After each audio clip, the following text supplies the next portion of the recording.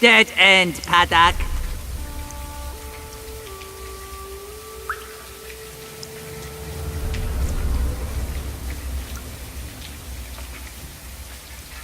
My answer makes no difference anyway.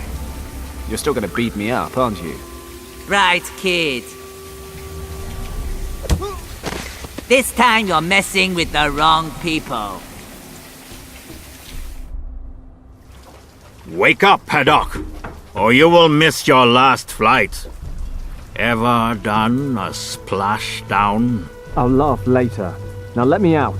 You don't get it, do you? You know what? I think I literally just got it just now. I'm thinking the whole business expansion thing wasn't such a good idea after all. Indeed. But we have run out of patience. You should have kept out of our business. But you just wouldn't heed our warnings. Hey guys, why don't we just relax and talk about this? I promise I won't get in your way anymore, okay? Too late, Paddock. And once again, we find truth in an old Chinese saying. It is easy to open a business, but it is difficult to keep it running. But we don't want to be that heartless. We won't grant you a last wish, but you may decide how you would like to die. Would you prefer to suffocate or drown? You don't have to decide right away, Paddock. Let me explain. Strictly speaking, your little submarine here is completely watertight. So when we throw you into the harbor in a minute, not a single drop of water will make its way inside. You'll then have about 15 minutes of air. An agonizing amount of time when you're waiting for death. Only fear and panic will accompany you during your final struggle.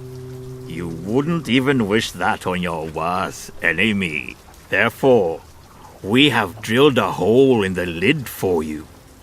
At first, you will instinctively try to plug the hole with your hand. But if you desist, you can end your suffering that much faster.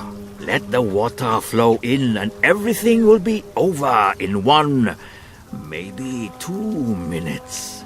No, do not thank us, old friend. I think we owe you that much. I agree. Bon voyage, old friend.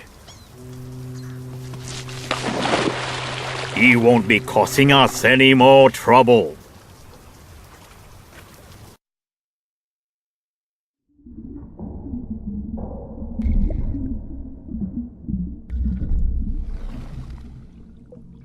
Crap. Crap. Crap. Crap. I need a solution. Quick. Crap. The cork's a tad too small to seal the hole airtight.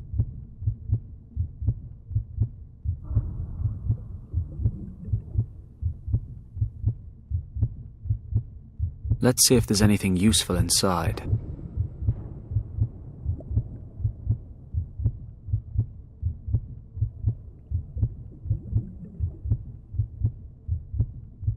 I'm already pushing as hard as I can. A hinge. Looks like the tongs used an old door as a lid for the chest. A hinge. Looks like... It's hardened. I'm not going to get it off like this.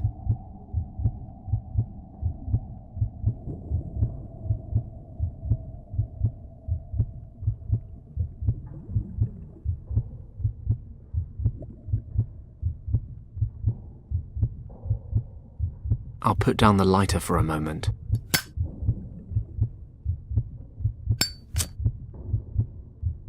It worked. The gooey tar is now sticking to the cork.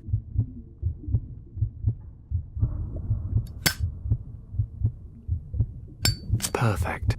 The tarred cork sealed the hole. I can take my hand away now. Okay, that should work.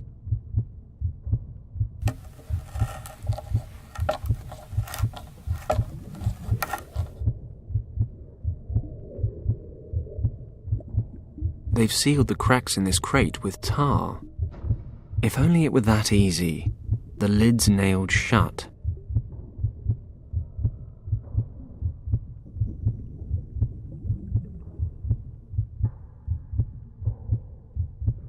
If I manage to put the hinge between the lid and the crate, I might be able to pry it open. Let's try.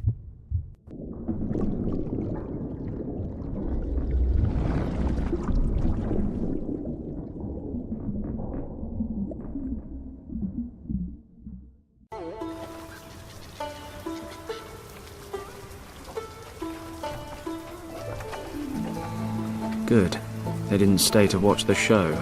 Usually a time like this is a time for cautious celebration, followed by raucous celebration. Unfortunately, wandering back into Triad territory for a drink with Shen is most likely inadvisable. Plus, I'm soaked. Home time, I think.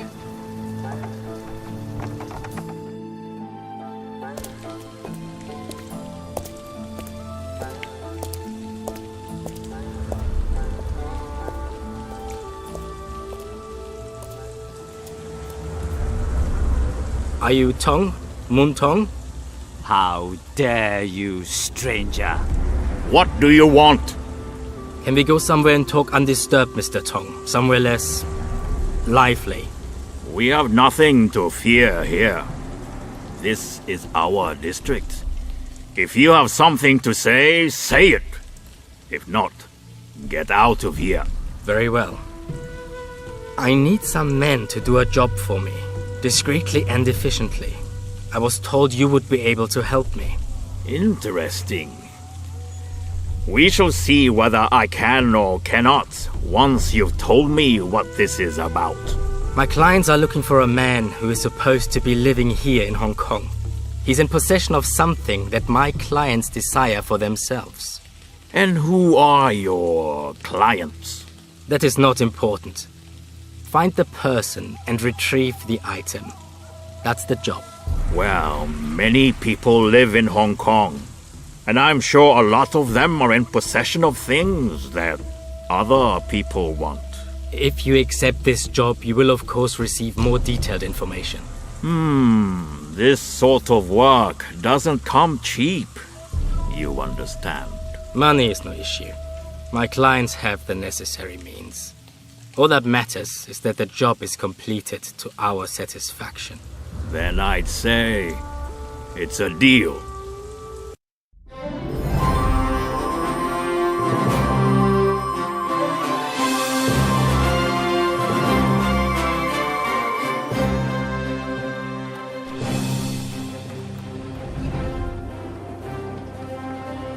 That's a 1928 Ford Tri-Motor.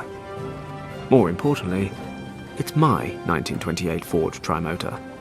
They only build 199, and mine's the best of the bunch. State of the art. 10 years ago.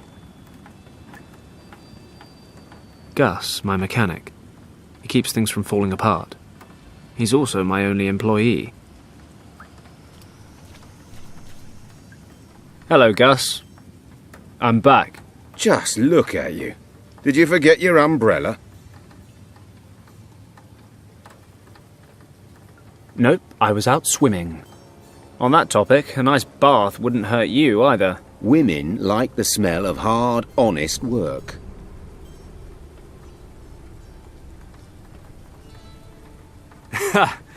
Good thing you're a mechanic.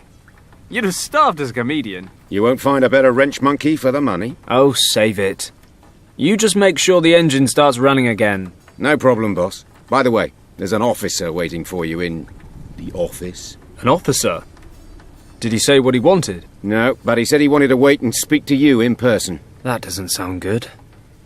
It's just not my day today.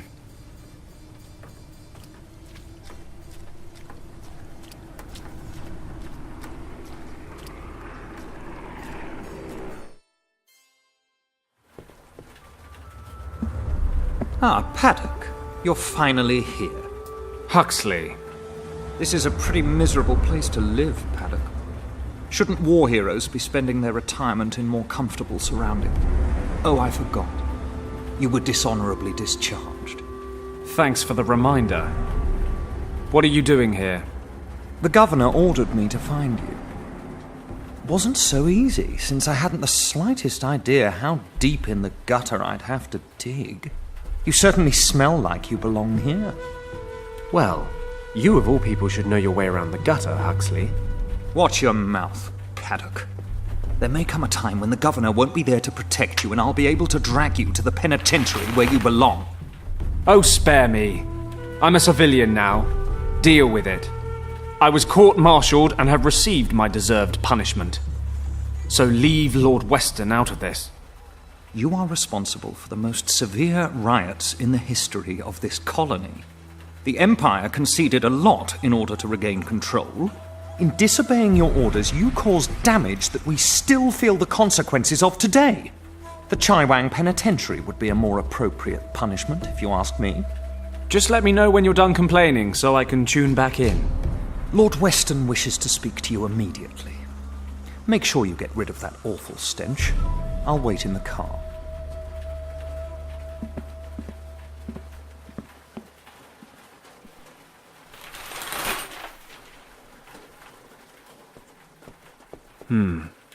What would the governor want? If he sent none other than his adjutant to look for me, it must be important. Better not keep him waiting. Lord Weston's always been good to me. I owe him a lot.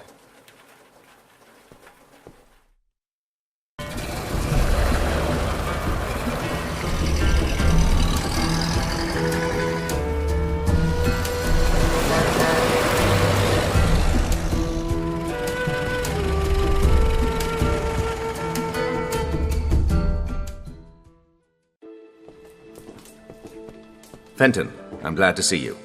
I hope you'll forgive the short notice. Lord Weston, please, I'm honoured. You have, however, piqued my interest. What's so urgent? Need a first-class flight to London? I'm afraid not, Fenton. I am in a somewhat awkward situation, and I think you might be able to help me. You are, in fact, my only hope. Sounds dramatic. Tell me more. The situation is as follows. As you know, the Chinese have been threatening to annex Tibet for years. I'm broadly familiar, yes. Well, the Empire's official position is not to get involved should a conflict arise. And what exactly is the Empire's unofficial position, Governor? Come, Fenton. One should be prepared for all eventualities. I see. Military intervention? No, certainly not. We simply wish to be prepared in the unlikely event that a military conflict arise, and that is why we need to know the lay of the land. No maps of Tibet are currently available. It is, officially, completely uncharted. And what does all this have to do with me? I'm not much of a cartographer. You have enough of your own. Quite right, Fenton. We have, in fact, already sent out an expedition. Entirely off the record, you understand? The Chinese must be kept in the dark. The last thing we need right now are diplomatic complications. The problem is, the expedition disappeared without a trace a few days ago. We haven't the slightest idea what their status might be. You've sent a rescue party? 2. Both returned, empty-handed. No trace of them, not a clue. So now what? I can no longer rely on military options. Eventually, the Chinese will get wind of the situation. The matter must be handled with discretion. Fenton, I want you to find our men. Well, I'm certainly flattered. But what makes you think I'd do the job any better? You said yourself you've got no maps. And I'm far from a local expert. Come, Fenton, you had quite the reputation. You've completed, successfully, numerous missions of this nature. I, for one, have the greatest confidence in you. Honoured, I'm sure, Lord Weston. But like you said, I had a reputation. I don't regret my time with the forces. But those days are over now. When they needed a scapegoat for the winter riots, I stood my ground, dishonorably discharged. So tell me, why should I lift so much as a finger for the Empire now? I realize that, Fenton, and I predicted this response.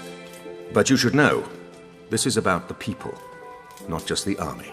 With all due respect, sir, appealing to my sense of compassion won't work. Oh, stop being so hard on me. You'll get all the financial support you need, and perhaps I can assist you in settling your little difficulties with the local competition. Tempting, but no thanks, Governor. Any other matter, I'd be happy to help. But there's a file in my life labeled Army, and it's closed. But what if the situation weren't so cut and dried? Enlighten me. Richard, Fenton. Richard was the expedition leader. Richard? You wait till now to tell me that? Fenton, I am the governor, and Richard is an officer. That he is my son shouldn't affect the performance of my duties. That may well be, but it can damn well affect mine. You know how close Richard and I were at the academy. I have a right to know what's going on, don't you agree? You are right. I know how much Richard means to you. How couldn't I? After everything you've been through. Good. So tell me what I need to know. I'm leaving now. You'll find all the information I've been able to collect in this dossier. Thank you, Fenton. I will never forget what you've done for me. Thank me when I've found him.